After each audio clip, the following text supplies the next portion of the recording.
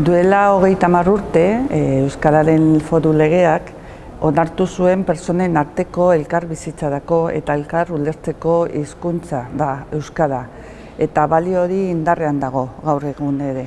Gu Euskara Bidearen bidez lantzen ari gara bigarren plan estrategikoa, eta hor kezkatuta gaude, gaurko eztabaida batzuekin. Horregatik, hizkuntza pentsatzen dugu zatitu beharrean biderkatu egiten du gizarte gisa dugun balioa.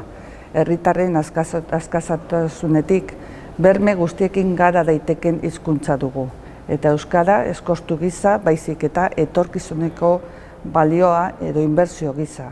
Berrikuntzarekin eta gizarte globalarekin. Gure gazteak 4etatik 1 euskalduna dira. Eta behar dute gu ere eztabaida zibortitzetik ateratzea euskara eta euskara baliogarria balio bezala edukitzea.